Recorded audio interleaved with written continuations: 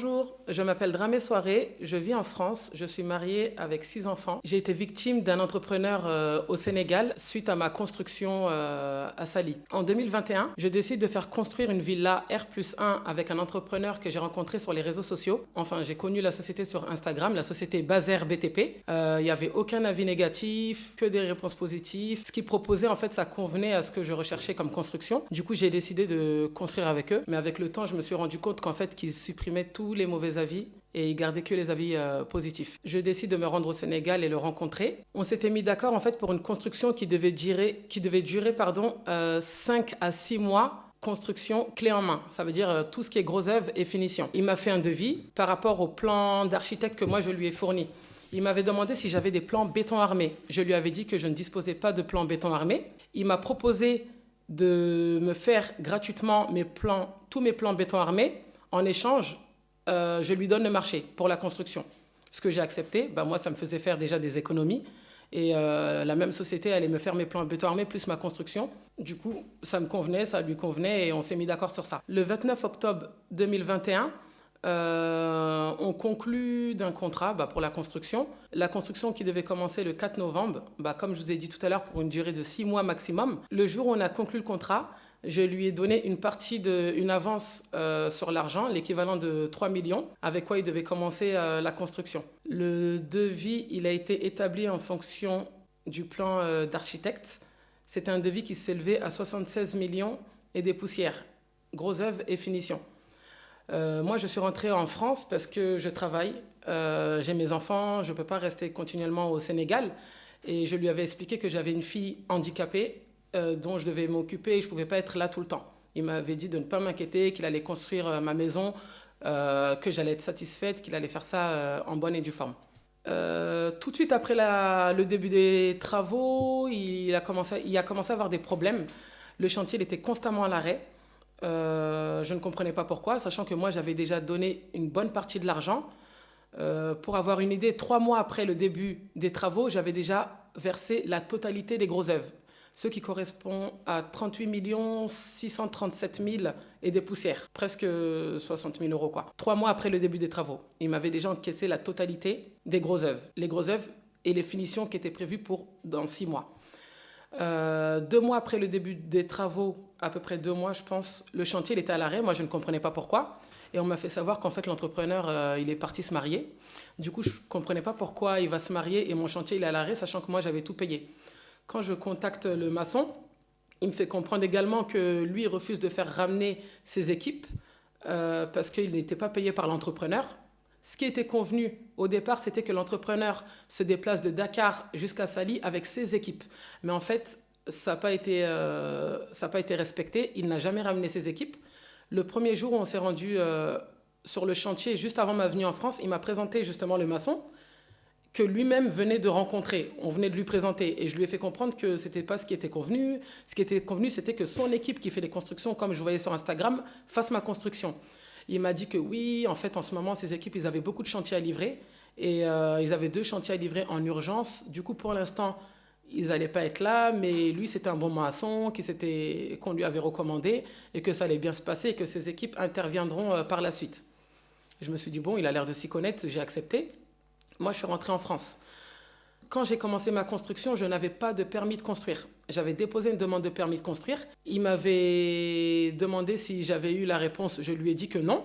Et il a insisté à plusieurs reprises pour que je construise sans permis de construire.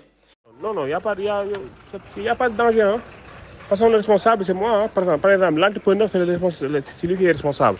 En cas d'arrêt de descos, c'est l'entrepreneur qui perd, pas l'entreprise, pas le propriétaire. Parce que c'est moi à qui on va confisquer mes bagages et tout.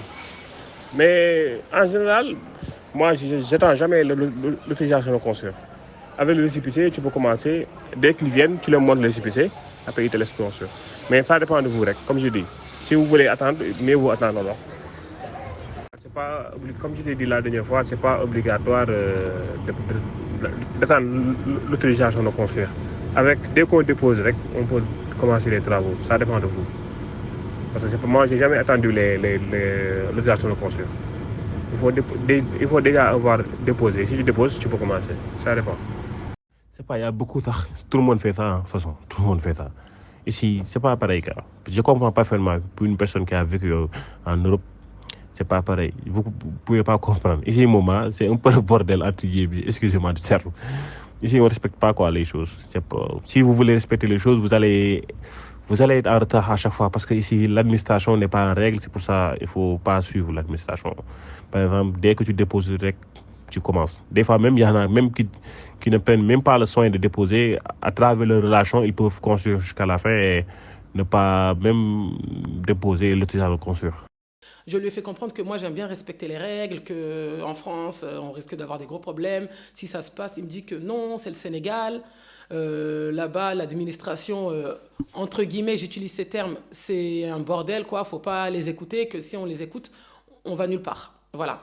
Au début, j'étais pas trop partante, je refusais et à force d'assistance, en fait, j'ai fini par accepter de construire sans permis de construire. Du coup, on a commencé la construction. 6 mois après le début des travaux, donc la période où j'aurais dû être livré, le chantier il est arrêté par la DESCOS. En fait, la DESCOS, c'est comme les policiers en fait, qui contrôlent l'irrégularité des constructions et des terrains et qui arrêtent les chantiers. Il a été arrêté pour défaut de permis de construire. Du coup, ils me contactent pour me signaler que comme je n'avais pas de permis, la DESCOS ils ont arrêté les travaux. Alors qu'au début, ils me mettaient en confiance en me disant que même si le chantier est arrêté, moi, personnellement, à mon niveau, je ne risque rien et que c'est lui qui risque de se faire saisir son matériel et que de base, c'est à lui de faire la demande de permis de construire. Mais moi, j'avais déjà déposé ma demande de permis de construire et je faisais le suivi. Il n'a jamais fait de suivi de ma demande et c'est moi qui me collais tout ce travail, quoi, le suivi, la demande, etc. Tout de suite après l'arrêt du chantier, j'ai été contactée par une personne dont je vais garder l'anonymat, qui m'a mis au parfum de toutes les malfaçons qu'il y avait sur mon chantier. J'ai pas compris, en fait, j'ai eu froid dans le dos. Il m'a demandé de ramener quelqu'un de ma famille, qu'il allait lui montrer tout ce qui n'allait pas sur le chantier. Ça tombait bien, en fait, mon frère, il était au Sénégal à ce moment-là. Je lui ai demandé de prendre rendez-vous avec ce monsieur et d'aller sur place pour voir ce qu'il y a. Le sénage, ou je sais pas comment ça s'appelle, il n'y a rien de tout. Sénage, il n'y a rien de tout ça. Ni le couvrement. Tu vois? Il n'y a pas de couvrement aussi. De toute façon, je vais te montrer un maçon à Dakar là. Tu vois? Voilà, ça c'est sur un des angles là. Ça a été coulé en plusieurs fois apparemment. Et quand tu regardes comme ça, tu vois que c'est même pas droit même. Et de toute façon, quand tu te mets en plein milieu de la pièce principale, de la dalle là, au-dessus, c'est en train de s'affaisser, tu sens que c'est pas droit. Et quand tu fais des petits sauts, voilà, ça bouge de ouf. Tu peux rien rajouter dessus. Quand mon frère il a été sur le chantier, c'était sans appel en fait. Il n'y avait rien qui avait été respecté. Les matériaux qu'on s'était dit n'avaient pas été respectés. La dalle qui était là-bas, elle tremblait. Une fois que mon frère il montait sur la dalle rez-de-chaussée, plancher haut, la dalle a bougé toute seule. Il n'y avait pas de chaînage, il y avait des grosses fissures sur la dalle. La dalle, elle s'affaissait. C'était clairement comme ça. Je tiens aussi à signaler que l'entrepreneur ne contrôlait pas le chantier. Ça veut dire qu'il employait des personnes incompétentes et non qualifiées pour faire l'ouvrage. Celui qui a coulé la dalle, c'était son cousin qui était vendeur de mangue et de paille. Je l'ai appris par la suite. Il n'était même pas qualifié. C'est même pas un maçon qualifié, quoi. Il a travaillé en tant que manœuvre, en tant que maçon, mais il n'était pas qualifié. Et du coup, dès que j'ai découvert tous les problèmes, j'ai décidé de le contacter, mais je me suis rendu compte en fait qu'il ne m'avait pas fait signer mon contrat. Parce qu'au moment où j'étais venue à ses bureaux le 29 octobre, il m'avait dit, ma secrétaire n'a pas encore établi le contrat, qu'on va vous l'envoyer par la suite. Du coup, je lui ai d'abord demandé de me faire mes contrats, mais je ne lui ai pas dit que j'étais au courant des problèmes qu'il y avait actuellement sur le chantier. Il a commencé à me dire que oui, faudrait qu'on revienne sur les clauses dont on s'était mis d'accord sur le contrat. Moi, je ne peux pas faire une garantie décennale parce que si demain il y a un problème d'intempérie ou vous n'avez pas mis de charge réglementaire sur votre dalle et que la dalle, il y a un problème avec le bâtiment et que le bâtiment limite il s'effondre, moi je peux pas être responsable. Du coup, je peux pas vous mettre la décennale. Dans ma tête, en fait, j'ai vrillé parce que je me suis dit, lui, il sait pas que moi, je suis au courant par rapport au problème de la dalle et il essaye en parallèle de me duper en me faisant croire que il n'y a pas de problème et que lui va retirer la décennale, alors qu'il savait pertinemment les problèmes du chantier parce qu'on l'avait prévenu et il s'en foutait, il s'est jamais déplacé pour venir voir, il s'en foutait. Il me disait même que la dalle était bonne. Voilà. Si, comme je t'ai dit, j'ai accepté la convention garantie décennale, sauf si comme j'ai ajouté, sauf s'il y a désagréments causés par des facteurs extérieurs. Par exemple, comme je t'ai dit, si tu laisses la pluie là-bas, si tu laisses les robinets, euh, s'il y a des choses auxquelles c'est pas de ma faute. Par exemple, si tu mets une charge qui n'est pas réglementaire par rapport à au dallage, s'il y a un mauvais entretien de la maison, s'il y a un désagrément qui n'est pas du ressort de l'entrepreneur, je n'ai pas résolvé ce problème. Après ça, j'ai insisté pour qu'il me fasse le contrat avec les clauses dont on s'était mis d'accord pour que je puisse signer avec lui. Au final, avec insistance, il a fini par me faire le contrat. Et une fois qu'il m'a fait le contrat, j'ai fini par lui dire tout ce dont j'étais au courant, quoi, que le chantier il avait un problème, que j'étais au courant de tout ce qui se passe et que je comptais le poursuivre. Mais réellement, je ne pouvais pas le poursuivre, sachant que je n'avais pas de permis de construire. Il m'a supplié de lui laisser du temps, qu'il allait essayer de trouver une solution. Il m'a demandé pardon. Il m'a demandé de lui laisser une chance de continuer. Honnêtement, j'avais plus confiance. Je ne voulais plus lui donner de chance.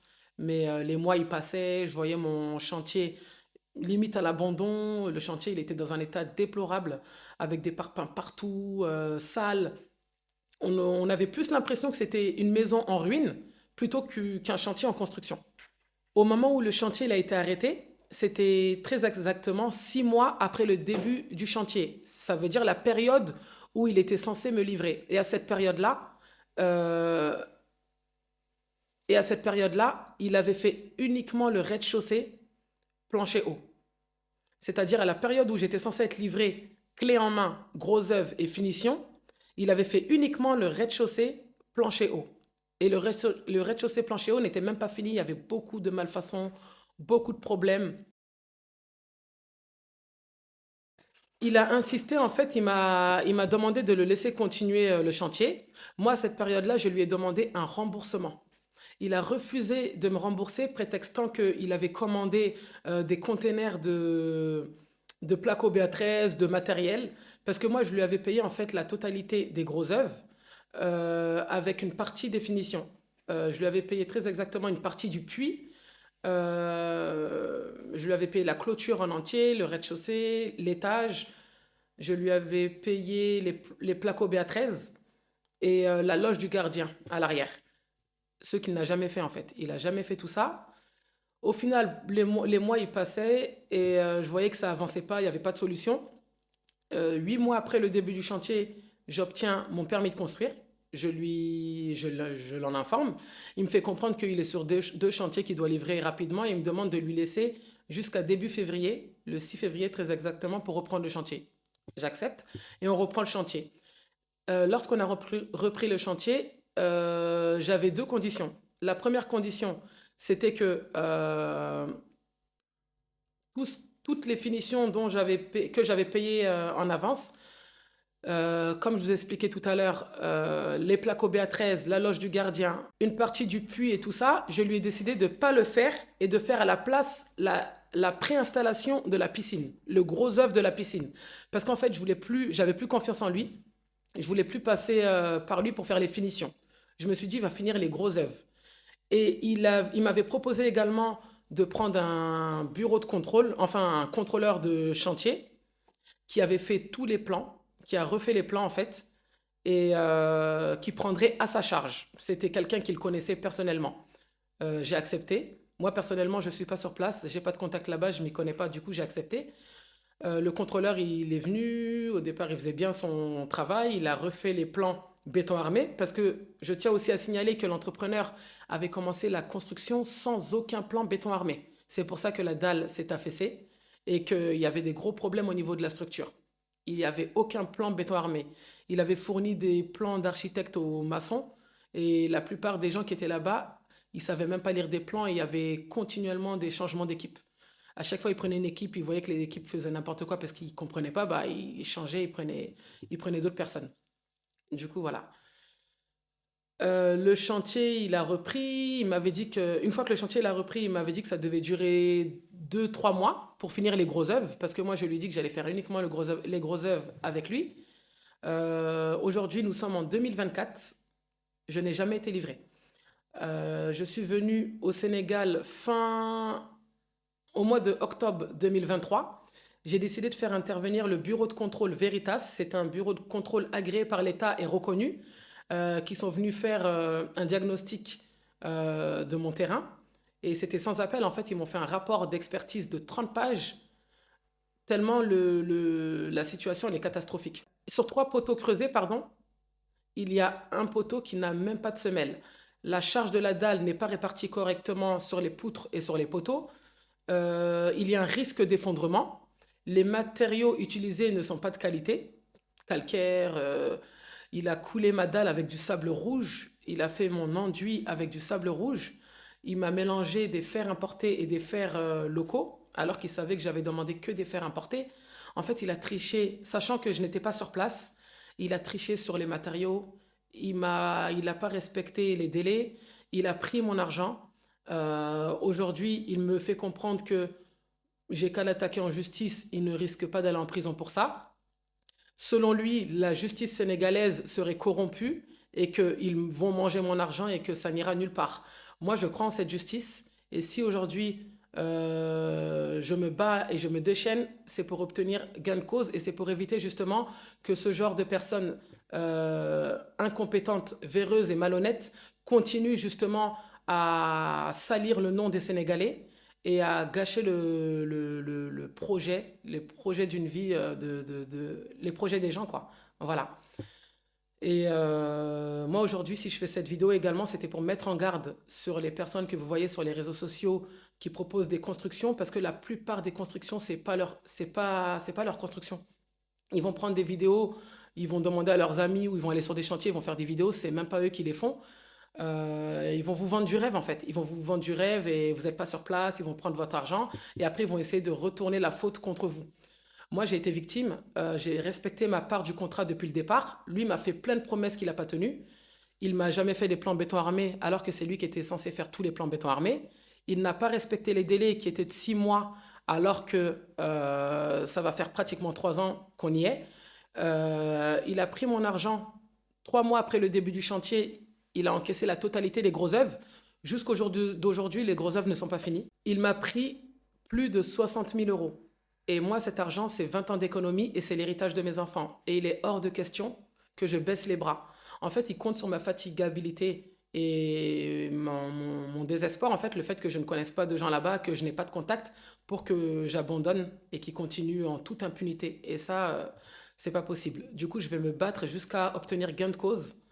Et je veux que ça serve d'exemple aussi pour d'autres entrepreneurs qui feront ou qui font la même chose. Non, ben, ils n'ont pas mis de ciment. C'est ça. Là, c'est un poteau dans la chambre en haut. On voit tous les fers. On voit tout la ferraille. Voilà. Et là, on voit même les fissures et on voit la lumière de derrière. Est-ce que c'est normal? Ça, j'avais même pas vu. Même les poteaux ici ne Les sont poteaux, pas ils sont alignés. pas alignés. Regarde. Regarde. Ouais, Ça, c'est, ils vont le casser, ça. c'est ça. On l'a enlevé. Ici aussi, hein, regarde.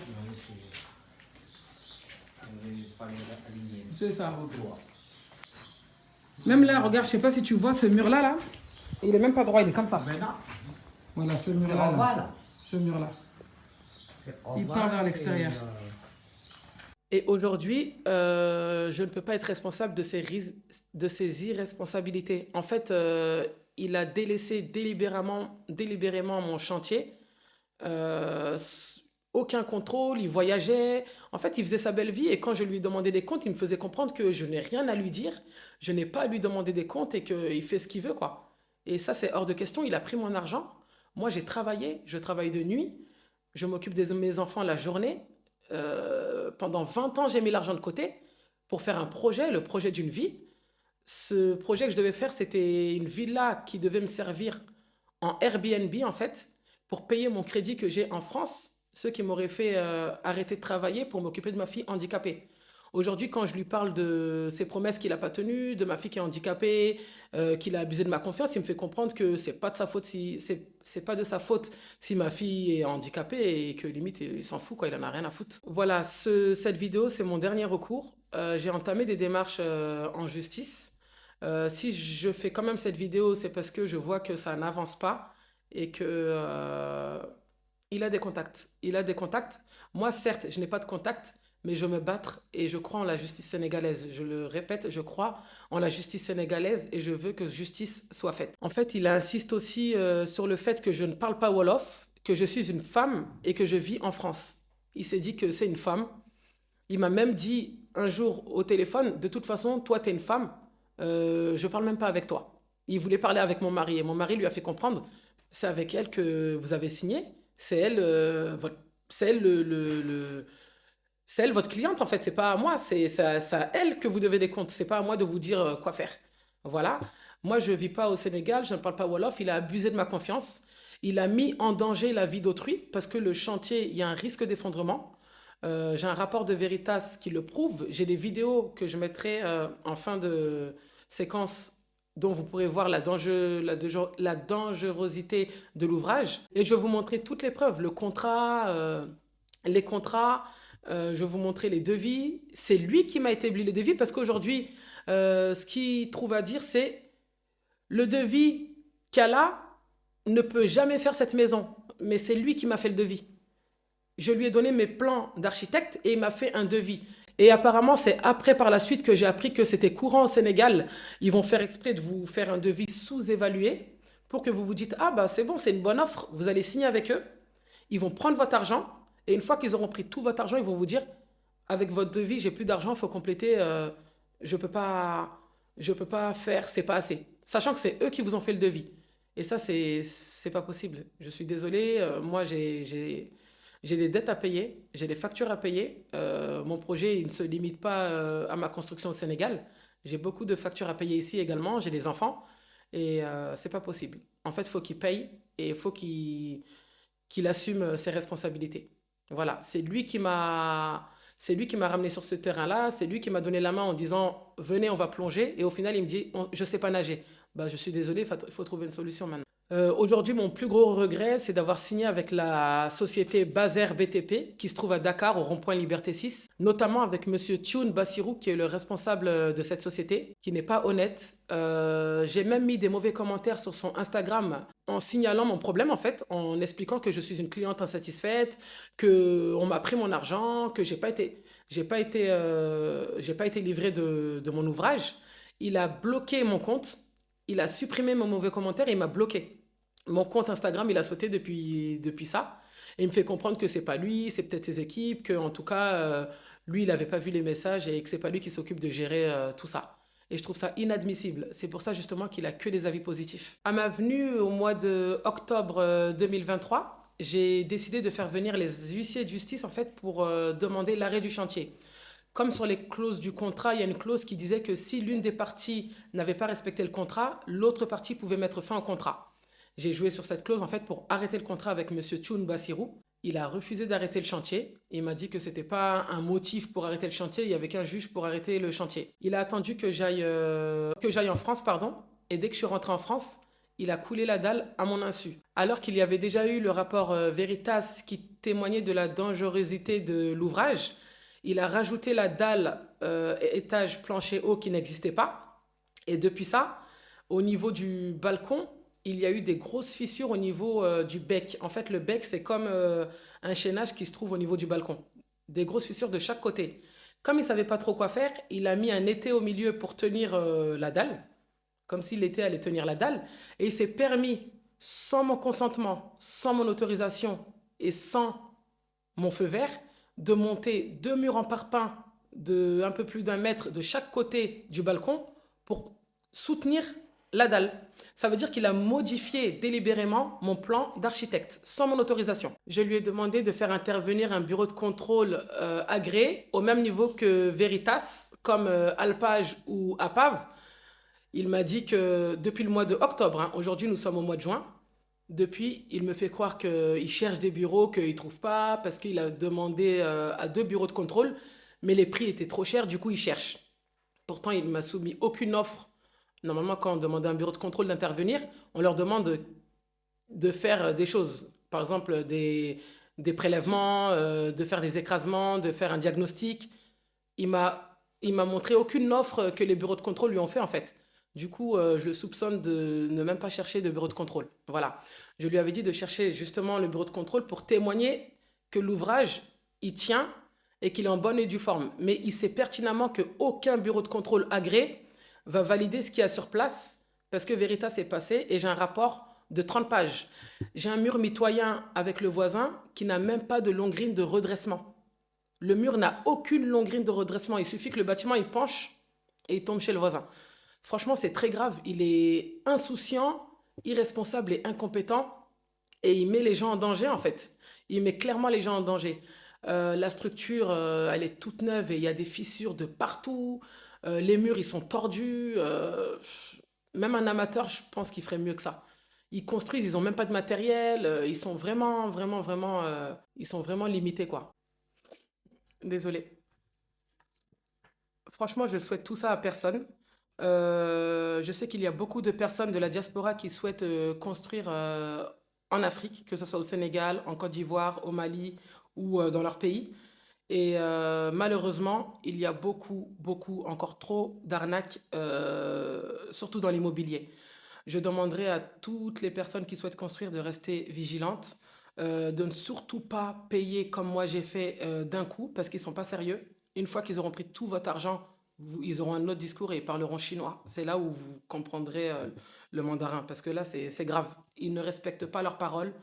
Il y a des gens de confiance, mais vous ne les trouverez pas sur les réseaux sociaux. En tout cas, ce n'est pas la société Bazer BTP. Monsieur Chun, il m'avait fait comprendre que lui, il était plus spécialisé dans tout ce qui est finition, placo BA13, mais moins dans la construction. Je lui ai demandé, mais dans ces cas-là, pourquoi vous avez pris mon ouvrage?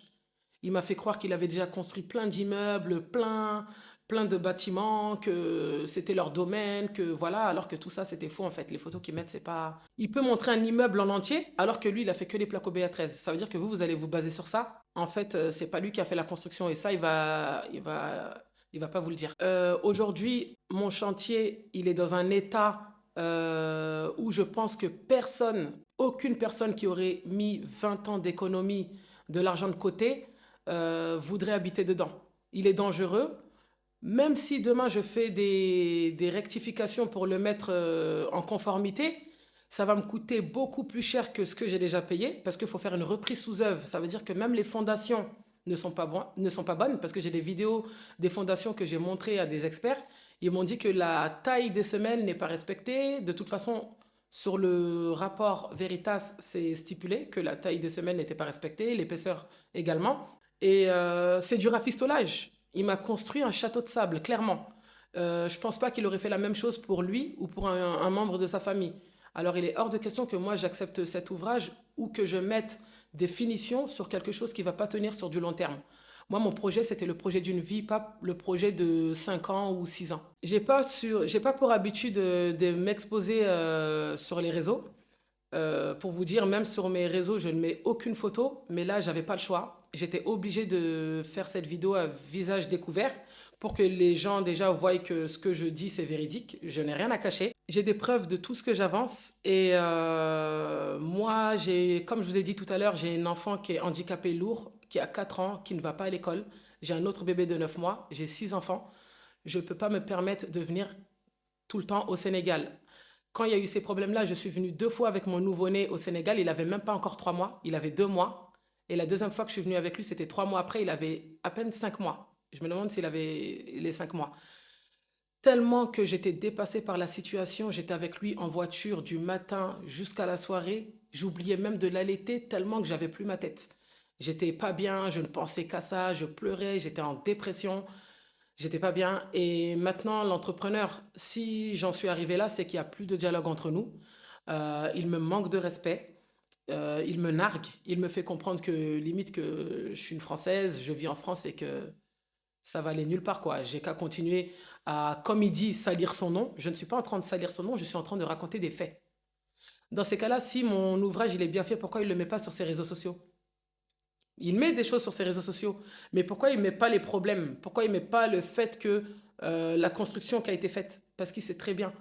Il sait très bien ce qu'il a fait en fait. Il sait très bien la catastrophe en fait qui est là-bas. Il va jamais mettre ça sur ses réseaux sociaux. Quand le maçon Moussa m'avait fait part du fait qu'il refusait de ramener ses équipes parce que l'entrepreneur refusait de le payer, ça c'était en début d'année 2022.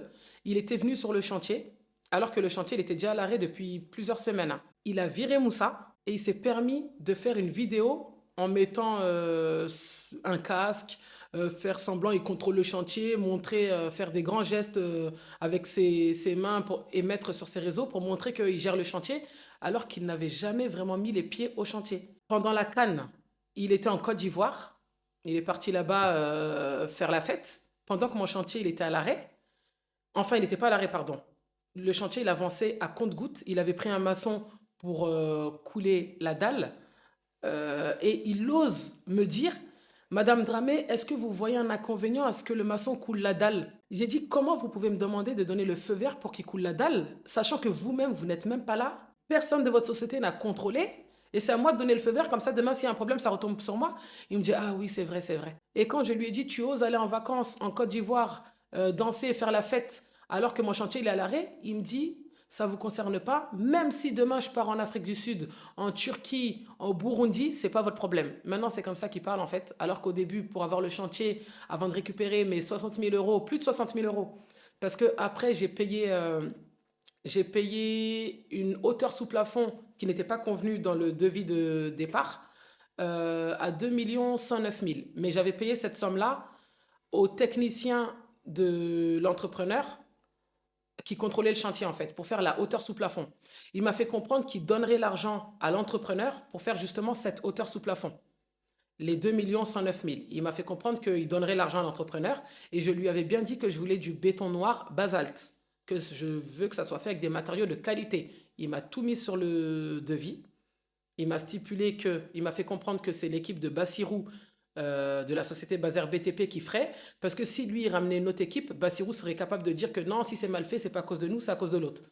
Je lui ai dit d'accord, moi du moment que c'est fait avec les matériaux qualité que j'ai demandé. Après, par la suite, j'ai appris que déjà, ça n'avait pas été fait avec du béton noir, ça avait été fait avec les matériaux de piètre qualité que Monsieur Tchoun de la société Bazer BTP avait l'habitude d'utiliser, de une. Et j'avais appris aussi de deux, de la bouche de l'entrepreneur, que comme il devait de l'argent à Meben, Meben c'est le technicien, il lui a demandé de garder l'argent et que lui, il allait faire justement l'élévation de la hauteur sous plafond. En fait, ils se sont mis d'accord avec mon argent pour se rembourser mutuellement. J'ai été choquée. Il me l'a dit lui-même, hein, de sa propre bouche. Du coup, voilà. Quand je lui dis au jour d'aujourd'hui de faire ma piscine, les gros œuvres de la piscine, il refuse de faire la piscine en disant que la piscine n'a jamais été convenue dans le contrat. La piscine avait été convenue dans le contrat. Comme je vous ai expliqué tout à l'heure, au départ, ce qui avait été convenu, c'était les plaques OBA13, la loge du gardien arrière, une partie du puits, toute la préinstallation électrique, toute la préinstallation plomberie. Pour vous montrer en fait à quel point ils sont incompétents ils ont coulé toute la dalle rez-de-chaussée plancher haut, c'est-à-dire la dalle de l'étage, en oubliant toutes les évacuations plomberie. Il n'y a pas de tuyau de plomberie. Ça veut dire que là, il va falloir casser la dalle pour faire passer les tuyaux de plomberie. Déjà, il y a ça. Il m'a encaissé aussi sur le devis toute la préinstallation électrique.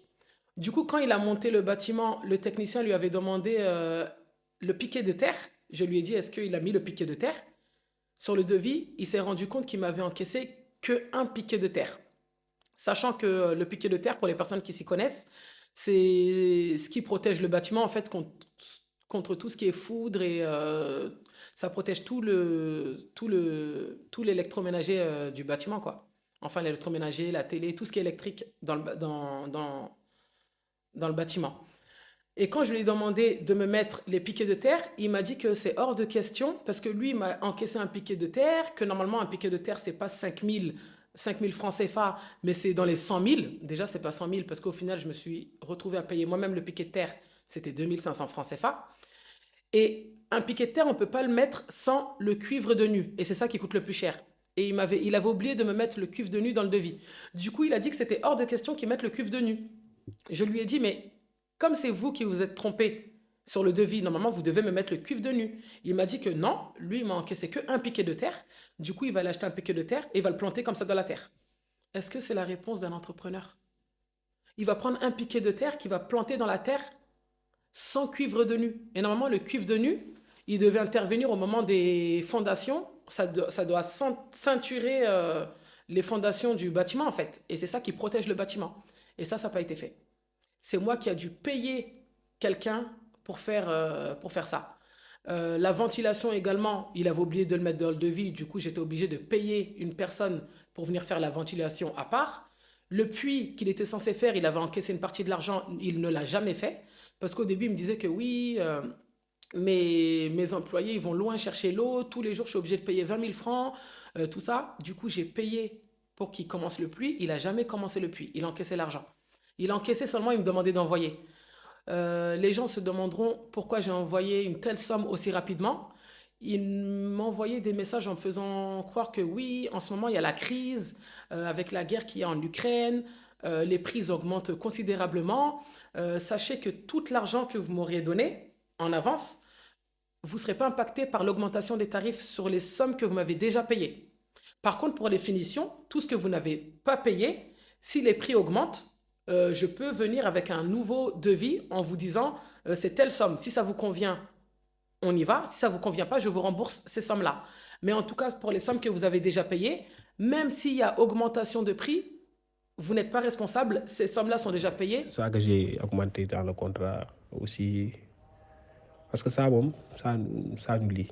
Par exemple, si ce que tu ne m'as pas encore donné pour tout ce qui est aluminium, carrelage, si je te dis, si je te prouve, comme tu ne m'as pas encore donné cet argent-là, si je te prouve qu'il y a augmentation des prix, tu m'augmentes les prix. Si tu veux m'augmenter, je ne vais pas le faire, comme tu ne m'as pas donné l'argent. Tu comprends ce que je veux dire? Ce que tu m'as déjà donné, soit je le fais, soit je te rembourse. Mais ce que tu ne m'as pas encore donné, comme l'aluminium, le carrelage, une partie des faux plafonds et tout, si je te prouve qu'il y a augmentation des prix, il faut parce qu'actuellement, je ne cache pas, tout a augmenté, hein, les carrelages, les aluminiums. Dans un contrat, il faut qu'on écrit ça Et aussi. comme je vous ai dit, j'avais payé la totalité des grosses œuvres. Et aujourd'hui, son discours, c'est l'argent que j'ai donné ne peut pas faire ça. Il faut que je complète, sinon lui, il ne peut pas avancer le chantier. Et comme je lui avais dit de faire les grosses œuvres de la piscine au moment où on a repris le chantier, il était d'accord. Il m'a même fait un plan d'exécution pour la piscine au mois de octobre quand j'étais venu, octobre 2023. Au final, il m'a dit qu'il ne ferait pas la piscine, que la piscine n'a jamais été convenue, alors que la piscine avait été convenue. Au départ, la piscine n'avait pas été convenue parce que j'avais dit de faire autre chose. Mais j'ai fait le calcul et j'ai pris les sommes des choses qui étaient convenues comme les plaques OBA13, la loge du gardien, une partie du puits qu'il avait encaissé. Et ça correspondait à peu près au prix de la piscine. Et je lui ai dit, à la place de tout ça, vous allez faire la piscine. Il était d'accord. Et maintenant, il s'est rendu compte que tout ce qui est fer, tout ce qui est béton noir, il ne pourra pas tricher dessus par rapport à la piscine et il ne pourra pas le faire. Du coup, il refuse de faire la piscine. Il refuse de me rembourser la somme qu'il a encaissée. Je vous demanderai de bien vouloir partager au maximum cette vidéo. Aujourd'hui, c'est moi. Demain, ça peut être vous. Ça peut être un membre de votre famille. Il ne faut pas que ça continue, il faut que ça cesse. Parce que beaucoup de personnes là-bas pensent qu'ici, l'argent tombe du ciel. Nos mamans se sont battues dur. Nous nous sommes battus. Nous n'avons pas d'héritage. L'argent, on ne l'a pas volé. On a travaillé pour cet argent. Et cet argent, elle leur est pas destinée, mais elle est destinée à nos enfants. Du coup, il est hors de question qu'on se fasse avoir, voler, arnaquer et qu'on travaille comme ça sous prétexte que nous sommes nés et nous avons grandi en Europe ou autre part, aux États-Unis ou autre. Voilà. Je vous demanderai de vraiment partager la vidéo et de sensibiliser les personnes autour de vous. Peut-être que je rencontrerai des personnes qui sont tombées sur cet entrepreneur, Bassirou Thioune, société Bazer BTP à Dakar, où j'aurai peut-être des témoignages d'autres personnes qui ont réussi et avec qui je pourrai partager, on pourra partager nos expériences. Voilà, je vous remercie. Là, il n'y a pas de poteau sur le côté de la fenêtre gauche. Là aussi, ils ont oublié la préinstallation plomberie. C'est même pas régulier, regardez. Le linteau, il est là. Le chaînage, il est là.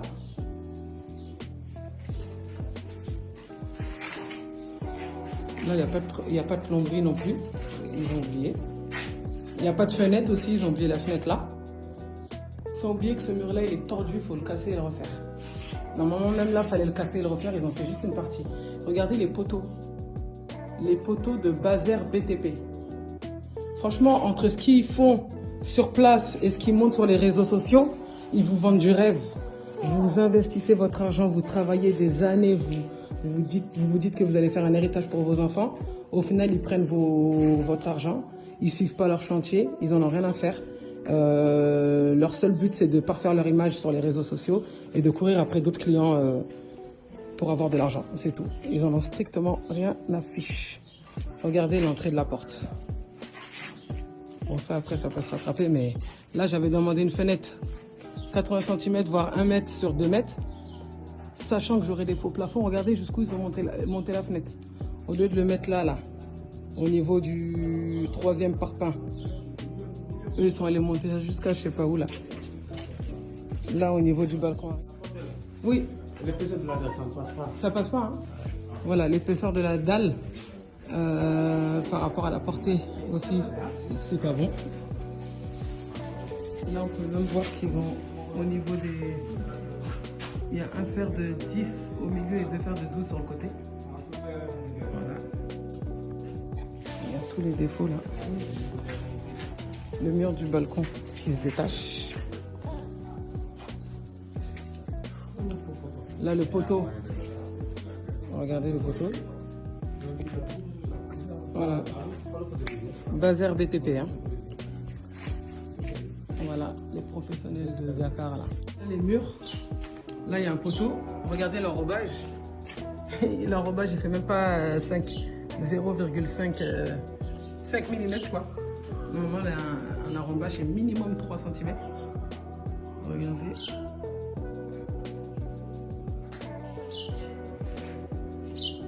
Là, ils ont oublié le chaînage. Les poteaux ici, là.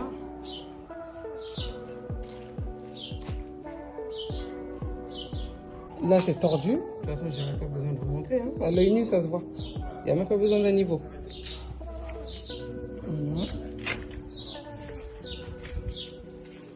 Je vais vous montrer la 3e chambre.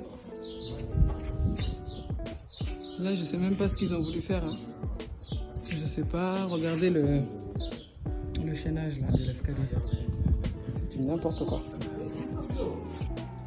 La dimension qu'il y a entre ce poteau là